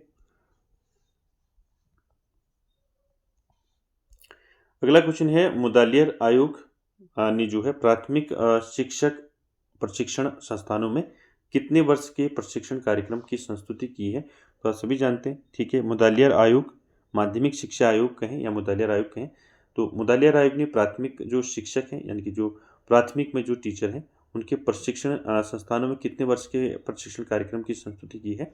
तो 2 वर्ष की है। इसको आप याद रखें, इंपॉर्टेंट है। ठीक है। उसके बाद देखिए, मुदालियर आयोग ने माध्यमिक अध्यापक प्रशिक्षण संस्थानों में कितने अवधि के कार्यक्रम का सुझाव दिया? तो याद रखें, 1 वर्ष का दिया। तो मुदालियर आयोग ने माध्यमिक में 1 वर्ष का और प्राथमिक में 2 वर्ष का, ठीक है, प्रशिक्षण कार्यक्रम। उसके बाद देखिए अगला क्वेश्चन है, अब भारत में अंग्रेजी शिक्षा का मैग्ना कार्टा किसे कहा जाता है? तो आप सभी जानते हैं, भारत में अंग्रेजी शिक्षा का मैग्ना कार्टा कहा जाता है वुड डिस्पैच को। ठीक है। ये क्वेश्चन कई बार पूछा गया है। Wood dispatch 1854। ठीक है। अगला क्वेश्चन देखिए, राष्ट्रीय शिक्षा नीति 1986 का संशोधन किया गया था, तो किसने किया? राममूर्ति आयोग के द्वारा। ठीक है। बी आपका राइट रहेगा। अगला क्वेश्चन देखिए, अंतिम रूप से कक्षा कक्ष में अभिप्रेरणा की कुंजी क्या है? ठीक है। अंतिम रूप से पूछ रहा है कक्षा कक्ष में, क्लासरूम में अभिप्रेरणा यानी कि मोटिवेशन की कुंजी क्या है? विषय वस्तु में निहित रुचि। ठीक है। ये आपका राइट रहेगा। अगला क्वेश्चन देखिए दोस्तों, रामनगर नैनीताल में पर्वतीय राज्य परिषद का गठन कब किया गया? तो कब किया गया? 1967 में। ठीक है। सी आपका राइट रहेगा। आगे चलते हैं। अगला क्वेश्चन है, उत्तरांचल संयुक्त संघर्ष समिति का गठन कब हुआ? तो देखिए, उत्तरांचल संयुक्त संघर्ष समिति का गठन कब हुआ? 1989 में। ठीक है, याद रखें। अगला क्वेश्चन देखिए दोस्तों, दूधातोली श्रृंखला निम्न में से कौन सी नदी नहीं निकलती है? तो देखिए, पूर्वी रामगंगा नहीं निकलती है, आटागाड़ निकलती है, पूर्वी नयार निकलती है, पश्चिमी नयार निकलती है। तो दूधातोली श्रृंखला से 5 नदियाँ निकलती हैं, मैंने आपको बताया था। ठीक है। चलिए अगला क्वेश्चन है, काली व लोहावती नदी का संगम कहाँ होता है? तो देखिए, काली व लोहावती नदी का संगम होता है गढ़मुक्तेश्वर में। ठीक है, चंपावत में। ठीक है, गढ़मुक्तेश्वर कहाँ पड़ता है आपका? चंपावत में। ठीक है। चलिए आगे चलते हैं। अगला क्वेश्चन है, राज्य का सबसे छोटा वन्यजीव विहार पूछा है, तो सबसे छोटा वन्यजीव विहार कौन सा है? मसूरी वन्यजीव विहार है। ठीक है।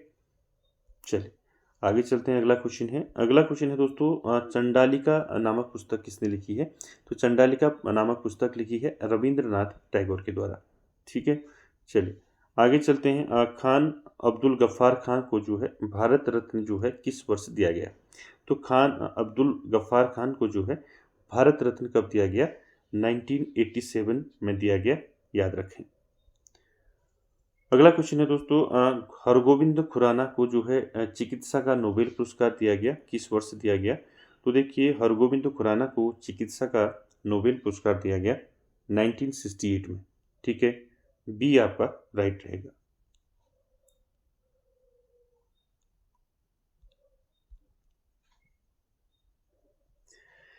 अगला क्वेश्चन देखिए दोस्तों, किस वर्ष नियम बना दिया गया कि मरणोपरांत जो है किसी को भी जो है नोबेल पुरस्कार नहीं दिया जाएगा? मैंने आपको अच्छे से बताया है, 1974 से जो है ये डिसाइड किया गया कि मरणोपरांत किसी को भी जो है नोबेल पुरस्कार नहीं दिया जाएगा। ठीक है। और मरणोपरांत किसको नोबेल पुरस्कार मिला था? आप जरूर जो है कमेंट बॉक्स में कमेंट करें, कितने लोगों को जो है मरणोपरांत जो है नोबेल पुरस्कार दिया गया। ठीक है। चलिए क्वेश्चन अगला देखिए, वाटर पोलो खेल को शुरू करने का श्रेय किसको जाता है? तो देखिए, वाटर पोलो खेल को शुरू करने का श्रेय दिया जाता है विलियम विल्सन को। ठीक है। चलिए अगला क्वेश्चन देखिए, अगला क्वेश्चन है, कारगिल एक यात्री की जुबानी। ठीक है, ये बुक जो है किसके द्वारा लिखी गई है? तो मैंने बताया आपको, कारगिल एक यात्री की जुबानी, तो ये पुस्तक है ऋषि राज की। ठीक है, सी राइट रहेगा। अगला क्वेश्चन देखिए, किसके शासनकाल में गांधार शैली एवं मथुरा शैली का विकास हुआ? तो देखिए किसके शासनकाल में हुआ गांधार शैली और मथुरा शैली का विकास? तो कनिष्क के शासनकाल में। ठीक है। अगला क्वेश्चन देखिए दोस्तों, सत्य शोधक समाज की स्थापना जो है ज्योतिबा फूले ने कब की? पहला क्वेश्चन बनेगा आपका, सत्य शोधक समाज की स्थापना किसने की? तो आंसर रहेगा आपका ज्योतिबा फूले। कब की? 1873 में। ठीक है, याद रखें। अगला क्वेश्चन दोस्तों, मनुष्य की अंतर्निहित पूर्णता को अभिव्यक्त करना शिक्षा है, ये किसका कथन है? तो ये है आपका विवेकानंद जी का कथन है। ये आपका राइट रहेगा।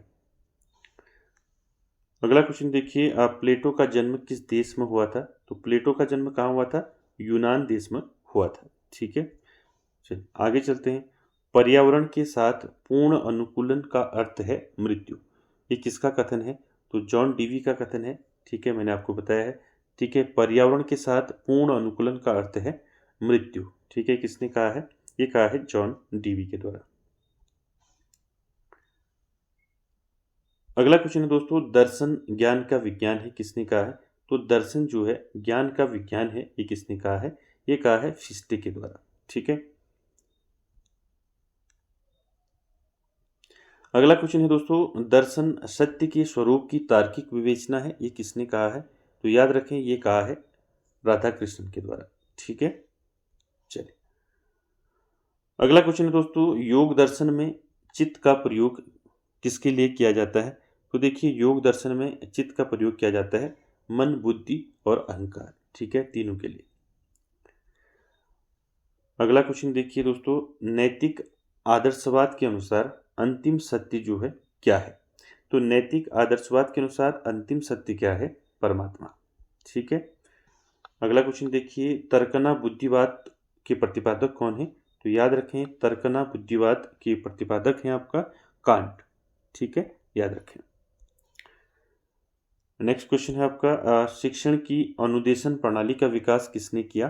तो शिक्षण की अनुदेशन प्रणाली का विकास किया हर्बर्ट ने।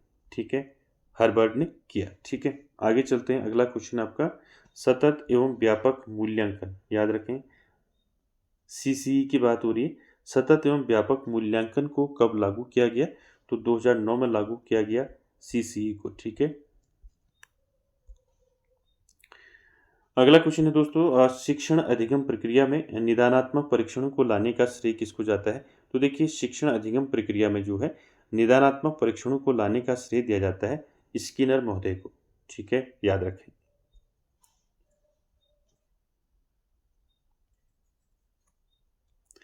अगला क्वेश्चन है दोस्तों, सतत एवं व्यापक मूल्यांकन में ग्रेडिंग प्रणाली जो है को कब अपनाया गया? ठीक है, इंपॉर्टेंट है। तो देखिए सतत एवं व्यापक मूल्यांकन में जो है ग्रेडिंग प्रणाली को 29 सितंबर 2009 को अपनाया गया। याद रखें डेट। ठीक है, इस डेट को जो है ग्रेडिंग प्रणाली को अपनाया गया। ठीक है, 29 सितंबर 2009। ठीक है, चलिए अगला क्वेश्चन देखिए दोस्तों, सतत एवं व्यापक मूल्यांकन में व्यापक शब्द का अभिप्राय है। तो व्यापक शब्द का क्या अभिप्राय है? संज्ञानात्मक और सहसंज्ञानात्मक दोनों। ठीक है, उपरोक्त दोनों आपका राइट रहेगा। अगला देखिए, सतत एवं व्यापक मूल्यांकन मुख्य रूप से डैश बल देता है। तो देखिए सतत और व्यापक मूल्यांकन मुख्य रूप से बच्चे के व्यवहार का सतत अवलोकन करने पर बल देता है। तो बी आपका राइट रहेगा। ठीक है, चलिए अगला क्वेश्चन दोस्तों, सतत एवं व्यापक मूल्यांकन का उद्देश्य है। तो सतत एवं व्यापक मूल्यांकन का उद्देश्य है विकास के सभी पक्षों का मूल्यांकन करना। पी आपका राइट रहेगा। ठीक है, चलिए अगला देखिए, मूल्यांकन को डैश, तो मूल्यांकन को शिक्षण अधिगम प्रक्रिया का एक भाग होना चाहिए। ठीक है, अगला क्वेश्चन देखिए, मूल्यांकन का उद्देश्य है। देखिए मूल्यांकन का क्या उद्देश्य है? बच्चे को उत्तीर्ण अनुत्तीर्ण घोषित करना, हम मूल्यांकन के द्वारा ही करते हैं। ठीक है, उसके बाद देखिए बच्चों ने क्या सीखा है यह जानना, तो इसके लिए भी हम मूल्यांकन करते हैं बच्चे का। और बच्चे के सीखने में आई कठिनाई को जानना, तो ये तीनों जो हैं आपके मूल्यांकन के उद्देश्य हैं। तो उपरोक्त सभी आपका राइट रहेगा 7 का। अगला क्वेश्चन देखिए दोस्तों, सत्र की समाप्ति पर प्रयुक्त मूल्यांकन है। तो सत्र की समाप्ति पर कौन सा मूल्यांकन होता है? ठीक है, तो सत्र की समाप्ति पर कौन सा मूल्यांकन होता है? संकलनात्मक मूल्यांकन होता है। ठीक है, डी राइट रहेगा। अगला क्वेश्चन है दोस्तों, शिक्षण में सतत एवं व्यापक मूल्यांकन के संबंध में निम्न में से कौन सा कथन गलत है? ठीक है, देखिए सतत एवं व्यापक मूल्यांकन के संदर्भ में बताना है। देखिए सतत एवं व्यापक मूल्यांकन यह रचनात्मक मूल्यांकन है, बिल्कुल सही है। ठीक है, और संकलनात्मक मूल्यांकन है, ये भी ठीक है। ठीक है, यह वर्ष पर्यंत चलता है। ठीक है, तो क्या है, वर्ष में एक बार ही होता है, ये आपका गलत है। ठीक है, सी आपका राइट रहेगा। चलिए अगला क्वेश्चन देखिए, उत्तम मूल्यांकन के मुख्य गुण हैं। तो उत्तम मूल्यांकन के क्या गुण हैं? विश्वसनीयता, वैधता और वस्तुनिष्ठता। ठीक है, ये तीनों जो हैं उत्तम मूल्यांकन के गुण हैं। ठीक है, अगला क्वेश्चन देखिए, अगला क्वेश्चन है वस्तुनिष्ठ परीक्षा से लाभ है। तो वस्तुनिष्ठ जो परीक्षा होती है उसके क्या लाभ है? जो इनमें पूर्ण विषय सामग्री का समावेश होता है। ठीक है, ये राइट रहेगा इसका।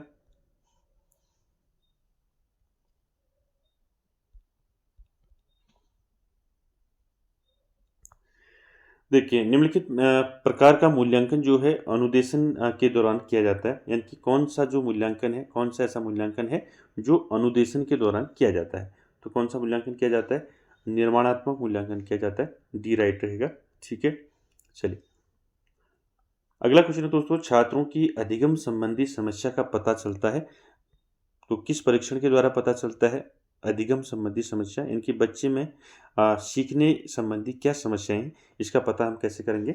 निदानात्मक परीक्षण से करेंगे। ठीक है, चलिए आगे देखिए अगला क्वेश्चन। अगला क्वेश्चन है देखिए, कक्षा में शिक्षार्थियों से कहा गया कि वह अपने समाज के लिए क्या कर सकते हैं। इसे दर्शाने के लिए एक नोटबुक में अपने कार्य की विविध शिल्प कृतियों को संयोजित करें। यह किस प्रकार की गतिविधि है? तो ये है आपका पोर्टफोलियो आकलन। ठीक है, याद रखें। उसके बाद देखिए अगला है, मूल्यांकन उपागम में प्राथमिकता दी जाती है। तो मूल्यांकन उपागम में प्राथमिकता दी जाती है शिक्षण उद्देश्य को। ठीक है, यानी कि शिक्षण का उद्देश्य क्या है, इसको प्राथमिकता दी जाती है। अगला देखिए, लेखन कौशल के मूल्यांकन का सर्वश्रेष्ठ तरीका क्या है? यानी कि लेखन कौशल यानी कि आपका राइटिंग स्किल्स का अगर हम मूल्यांकन करते हैं तो सर्वश्रेष्ठ तरीका कौन सा है? अनुभव लेखन। ठीक है, अगला क्वेश्चन देखिए दोस्तों, अगला क्वेश्चन है, शिक्षार्थियों के सतत एवं व्यापक मूल्यांकन पर प्रभावी जोर दिया गया। तो देखिए शिक्षार्थियों के सतत एवं व्यापक मूल्यांकन पर प्रभावी जोर किसने दिया? तो ये दिया आपका माध्यमिक शिक्षा आयोग ने, जिसको हम मुदालियर आयोग के नाम से जानते हैं। कब बना? 1952-53 में। ठीक है, और ये आपका राइट रहेगा। यहाँ पर ये डेट याद रखें, राष्ट्रीय शिक्षा नीति 1986 और राधाकृष्णन आयोग 1948। ठीक है, अगला क्वेश्चन देखिए दोस्तों, अगला क्वेश्चन है, सतत एवं व्यापक मूल्यांकन का उल्लेख जो है आरटीई की किस धारा में किया गया है? तो देखिए सतत एवं व्यापक मूल्यांकन का उल्लेख जो है आरटीई की किस धारा में किया गया है? 29 में किया गया है, धारा 29 में उल्लेख किया गया है। अगला क्वेश्चन है, सतत एवं व्यापक मूल्यांकन यानी कि सीसीई की सबसे पहले सिफारिश जो है राष्ट्रीय शिक्षा नीति के द्वारा की गई थी। किस शिक्षा नीति के द्वारा की गई थी? याद रखें, सतत एवं व्यापक मूल्यांकन की सिफारिश जो है राष्ट्रीय शिक्षा नीति 1986 के द्वारा की गई थी। ठीक है, अगला क्वेश्चन है दोस्तों, मौखिक परीक्षा का उद्देश्य क्या है? तो मौखिक परीक्षा का क्या उद्देश्य होता है? देखिए, विद्यार्थियों की कठिनाइयों की पहचान करना, सही है। ठीक है, उद्देश्य होता है मौखिक परीक्षा का। विद्यार्थियों के भाषाई कौशल को प्रयुक्त करने की क्षमता की जांच करना, ये भी ठीक है। उसके बाद देखिए, भाषा के धारा प्रवाह एवं लचीले प्रयोग की जांच करना, ये भी ठीक है। तो राइट आंसर क्या रहेगा आपका? डी राइट रहेगा। ठीक है, उपरोक्त सभी। अगला क्वेश्चन देखिए, निम्न में कौन मूल्यांकन के त्रिकोण का अंग नहीं है? तो देखिए मूल्यांकन के त्रिकोण के अंग कौन कौन से हैं? देखिए शैक्षिक उद्देश्य आता है, मूल्यांकन आता है और अधिगम अनुभव आता है। ये तीनों क्या है? ये तीनों जो हैं शिक्षण के त्रिकोण है। तो इसमें जो है आपका शिक्षण अनुभव नहीं आता है। ठीक है, याद रखें। अगला क्वेश्चन देखिए दोस्तों, अगला क्वेश्चन है, शिक्षक को गृह कार्य की जांच करनी चाहिए। तो देखिए टीचर को गृह कार्य की जांच जो है नियमित करनी चाहिए। ठीक है, उसके बाद देखिए परीक्षा में विद्यार्थियों को किस प्रकार के प्रश्न पूछने चाहिए। तो परीक्षा में विद्यार्थियों को जो है समझ एवं अनुप्रयोग आधारित प्रश्न पूछने चाहिए। अगला क्वेश्चन देखिए मूल्यांकन प्रक्रिया के 3 महत्वपूर्ण बिंदु क्या-क्या हैं? देखिए मूल्यांकन प्रक्रिया जो होती है इसके 3 महत्वपूर्ण बिंदु क्या-क्या हैं? पहला है उद्देश्य, दूसरा है अधिगम अनुभव और तीसरा है मूल्यांकन के उपकरण। ठीक है, याद रखें इसको, इंपॉर्टेंट है।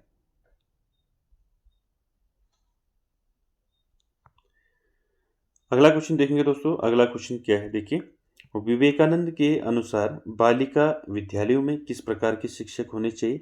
तो देखिए विवेकानंद जी ने कहा था कि जो बालिका विद्यालय है वहाँ शिक्षक होने चाहिए केवल महिलाएं। ठीक है, केवल महिला जो है शिक्षक शिक्षिका होनी चाहिए। ठीक है, चलिए आगे चलते हैं नेक्स्ट क्वेश्चन पर।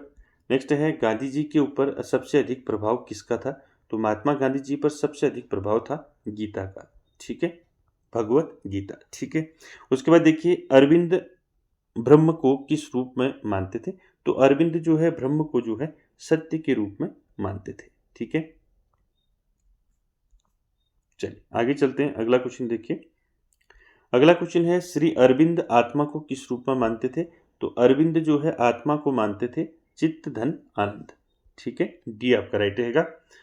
अगला क्वेश्चन देखिए फ्रोबेल की दृष्टि से शिक्षा का सर्वप्रथम उद्देश्य क्या होना चाहिए? तो फ्रोबेल के अनुसार है, फ्रोबेल की दृष्टि से शिक्षा का सर्वप्रथम उद्देश्य क्या होना चाहिए? आत्मिक एकता होनी चाहिए। ठीक है, अगला क्वेश्चन है दोस्तों, आज का आखिरी क्वेश्चन है। ठीक है, देखिए मॉन्टेसरी ने किस स्तर की शिक्षा पर विचार व्यक्त किए थे? तो देखिए मारिया मॉन्टेसरी की बात हो रही, तो मारिया मॉन्टेसरी ने जो है किस स्तर की शिक्षा पर विचार व्यक्त किए थे? केवल शिशु शिक्षा पर। ठीक है, ये आपका राइट रहेगा। ठीक है, तो दोस्तों ये था आज का मैराथन क्लास। आई होप आपको अच्छा लगा होगा और वीडियो के एंड तक बने रहने के लिए आप सभी का बहुत बहुत धन्यवाद और थैंक यू वेरी मच।